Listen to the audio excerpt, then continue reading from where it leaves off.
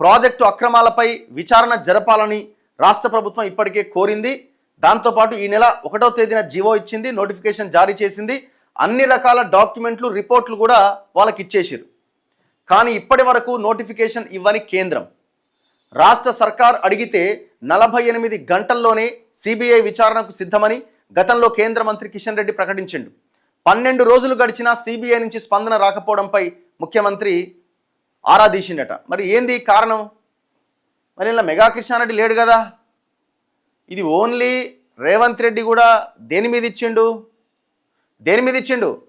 Justice PC Ghosh కమిషన్ని రిపోర్ట్ని అసెంబ్లీలో పెట్టి మేము దీన్ని సిబిఐ ఎంక్వైరీకి ఇస్తున్నామని చెప్పిండు. దాని తర్వాత కోర్టుకెళ్తే కోర్టు దగ్గర అడ్వకేట్ జనరల్ ఏమని వాదించిండు?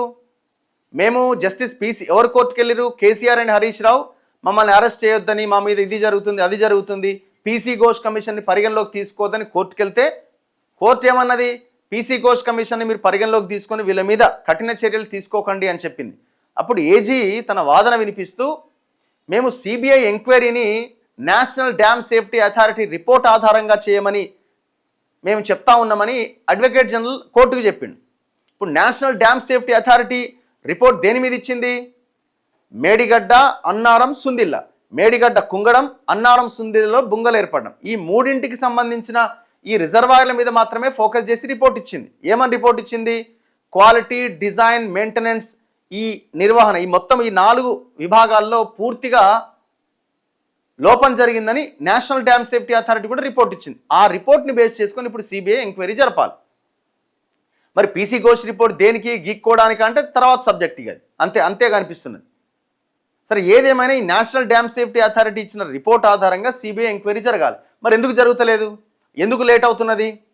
నోటిఫికేషన్ ఇవ్వాలి ఇప్పటికే సిబిఐ, మేము విచారణ స్టార్ట్ చేసినామని. మరి ఇప్పుడు కిషన్ రెడ్డి సమాధానం చెప్పాలి, బీజేపీ వాళ్ళు సమాధానం చెప్పాలి. నన్ను అడిగితే మనం ఏదో ఇప్పుడు వీళ్ళు క్వశ్చన్ చేస్తున్నారని, వీళ్ళు ఏమైనా చిత్తశుద్ధితో ఉన్నారా కాంగ్రెస్ వాళ్ళు అంటే, వీళ్ళకి ఒకవేళ చిత్తశుద్ధి ఉంటే మొత్తం ప్రాజెక్ట్ మీద ఎంక్వైరీ చేయాలి.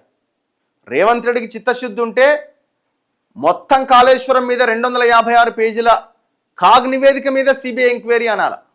కానీ ఆ మాట అనలే. Only national dam safety authority PC Ghosh commission నివేదిక గురించే మాట్లాడిండు. మరి ఇంత 10% దాని మీద కూడా మరి సిబిఐ ఎందుకు ఇంకా ఎంటర్ అవుతలేదు? ఇంకేం కావాలా డాక్యుమెంట్స్?